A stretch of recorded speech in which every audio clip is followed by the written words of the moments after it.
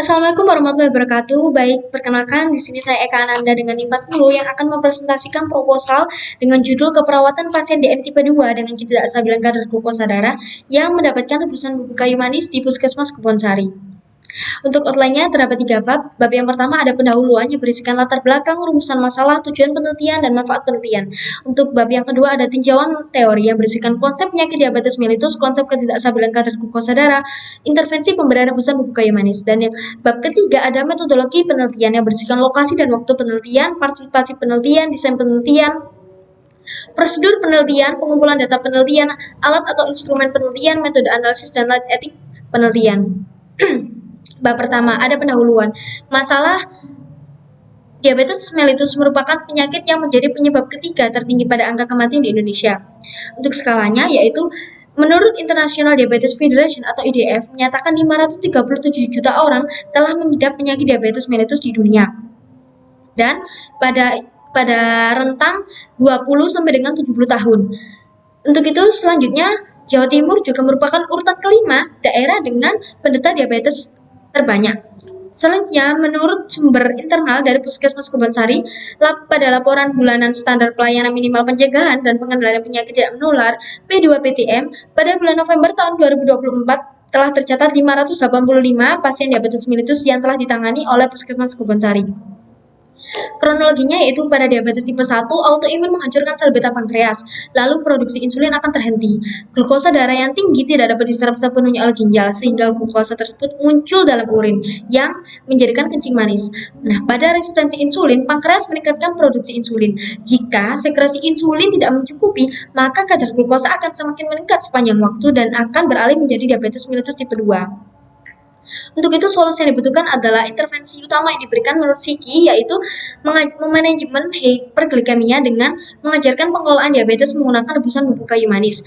Mengapa memilih kayu manis sebagai bahan utama penelitian ini? Dikarenakan yang pertama tidak menimbulkan efek negatif, karena kayu manis merupakan bahan herbal yang berasal dari tumbuhan, sehingga mudah diuraikan oleh tubuh maupun sel-sel di dalam tubuh.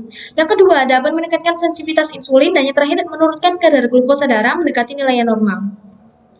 Rumusan masalah, bagaimana perubahan kadar gula darah pada pasien diabetes mellitus tipe 2 dengan ketidakstabilan kadar glukosa darah setelah diberikan rebusan bubuk kayu manis di Puskesmas Kebonsari. Tujuan umumnya itu mengidentifikasi perubahan kadar gula darah pada pasien diabetes mellitus tipe 2 dengan ketidakstabilan kadar glukosa darah setelah diberikan rebusan bubuk kayu manis. Nah, manfaatnya terdapat dua manfaat teoritis dan manfaat praktis.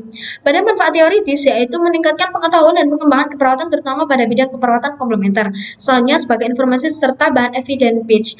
Manfaat praktisnya yaitu ada bagi institusi, bagi pasien, bagi peneliti berikutnya, dan bagi profesi. Tinjauan teori diabetes mellitus merupakan penyakit metabolik kronis yang ditandai oleh peningkatan kadar glukosa darah yang dapat menimbulkan kerusakan berat pada jantung, pembuluh darah, mata, ginjal, dan sistem syaraf. Untuk itu, pada diabetes tipe 2 biasanya disebabkan oleh kombinasi faktor genetik dan faktor lingkungan. Pada faktor genetik biasanya berhubungan dengan gangguan sekresi insulin, resistensi insulin. Pada faktor lingkungan biasanya seperti obesitas, stres, dan penuaan. Konsep ketidakstabilan kadar glukosa darah yaitu di mana kadar glukosa darah mengalami kenaikan atau penurunan secara rentang normal atau penurunan dari rentang normal biasanya sering dialami oleh lansia penderita diabetes mellitus. Selanjutnya ada tanda dan gejalanya. Gejala dan tanda mayor pada hipoglikemia yaitu mengantuk, pusing, gangguan koordinasi, dan kadar glukosa dalam darah atau urin rendah. Pada hiperglikemi yaitu lelah atau lesu, kadar glukosa dalam darah atau urin tinggi. Selanjutnya ada gejala dan tanda minor. Pada hipoglikemi yaitu palpitasi, mengeluh lapar, gemetar, kesadaran menurun, perilaku aneh, sulit bicara, dan berkeringat. Selanjutnya pada hiperglikemi yaitu mulut kering, haus meningkat, dan jumlah urin meningkat. Tinjauan teori intervensinya. Kayu manis cinnamon burman merupakan suatu tanaman tradisional yang mempunyai efek sebagai hipoglikemik dan hipolipidemik yang bekerja sama halnya dengan insulin. Selain itu, pada kayu manis juga memiliki kandungan polifenol yang tinggi yaitu cinnamaldehyde yang bekerja untuk menurunkan hormon ghrelin yang secara langsung dapat meningkatkan sensitivitas insulin, dan ada asam cinnamide yang meningkatkan aktivitas glucokinase dan level glikogen, sehingga dapat menekan terjadinya glucogenesis dan glikonesis yang terjadi di hati. Selanjutnya ada terapi rebusan kayu manis. Indikasinya ada diindikasikan pada pasien diabetes mellitus, terutama diabetes mellitus tipe 2. Yang kedua ada kontraindikasinya. Yang pertama ada memiliki riwayat alergi terhadap kayu manis atau bahan aktifnya seperti cinnamaldehyde. Yang kedua, memiliki riwayat penyakit hati. Yang ketiga, masih aktif mengonsumsi obat anti diabetes. Yang keempat ada ibu hamil dan menyusui karena belum sepenuhnya aman. Yang terakhir ada penderita dengan riwayat gastritis atau mah. Nah, pelaksanaan terapi ini dilakukan dengan memberikan rebusan bubuk kayu manis dalam 2 kali sehari. 1 kali rebusan dengan dosis 7 gram bubuk kayu manis selama 3 hari dengan waktu masing-masing 15 menit. Penelitian sebelumnya yaitu ada 3. Yang pertama, Novindi dan teman-teman dengan judul efektivitas pemberian kayu manis dalam penurunan kadar gula darah setelah 2 jam diberikan. Dengan hasil, didapatkan hasil uji Wilson menunjukkan adanya hubungan yang signifikan dengan p-value 0,0001 dengan pemberian dosis 6 gram bubuk kayu manis. Yang kedua ada Ismail dan kawan-kawan dengan judul efektivitas daun hangat kayu manis terhadap penurunan kadar gula darah pada pasien diabetes mellitus dengan hasil seduhan hangat kayu manis efektif mengurangi kadar glukosa dalam darah dibuktikan pada 25 responden. Yang ketiga ada Apriani Susmita dengan judul studi kasus efektivitas pemberian rebusan kayu manis terhadap penurunan kadar gula darah pada penderita diabetes mellitus tipe 2. Dengan hasil setelah implementasi 3 hari pemberian rebusan kayu manis dapatkan hasil kadar glukosa darah pasien menurun. Bab 3 ada metodologi penelitian yang bersihkan lokasi dan waktu penelitian lokasinya di rumah pasien yang terletak di sekitar area kerja Puskesmas Kebonsari, Kota Pasuruan. Selanjutnya, waktunya pengambilan data diperkirakan dilakukan pada bulan April atau Mei tahun 2025. Partisipan penelitian. Yang pertama ada partisipannya yaitu 1 orang pasien dengan diagnosa medis diabetes mellitus tipe 2. Selanjutnya ada kriteria inklusi dan kriteria eksklusi. Kriteria inklusinya yaitu memenuhi minimal 4 dari 5 tanda gejala berikut yaitu lelah, lesu, kadar glukosa dalam darah tinggi, haus meningkat, dan jumlah urin meningkat. Yang kedua ada pasien diabetes mellitus yang memiliki ciri khas yaitu 3P, poliuri, polidipsi, dan polifagi. Yang ketiga ada pasien dalam kesadaran penuh atau kompos medis. Yang keempat, pasien mampu berkomunikasi menggunakan bahasa Indonesia secara verbal. Dan yang terakhir adalah bersedia menjadi partisipan dan menandatangani informed consent.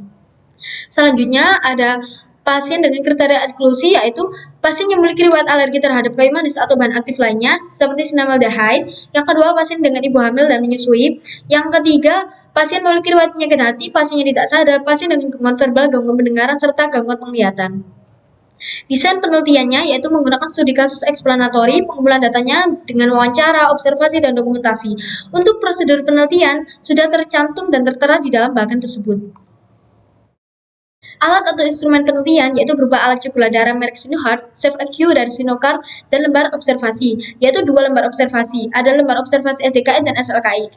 SDKI yaitu berisikan identitas pasien, tabel mayor minor sebuah SDKI, dan muncul 4 dari 5 tanda gejala mayor dan minor. Lembar observasi SLKI-nya berisi capaian kriteria hasil sesuai SLKI yaitu kestabilan kadar glukosa darah.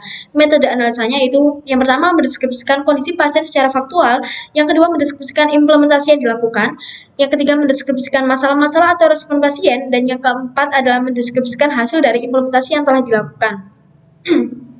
Yang terakhir adalah light etik penelitian. Menurut Kemenkes RI tahun 2017 terdapat 7 light etik penelitian. Yang pertama ada nilai sosial, nilai ilmiah, pemerataan beban dan manfaat, resiko, bujukan atau eksploitasi, kerahasiaan privasi, dan terakhir ada persetujuan setelah penjelasan. Terima kasih, sekian dari saya. Jika ada kurang lebih saya mohon maaf. Wassalamualaikum warahmatullahi wabarakatuh.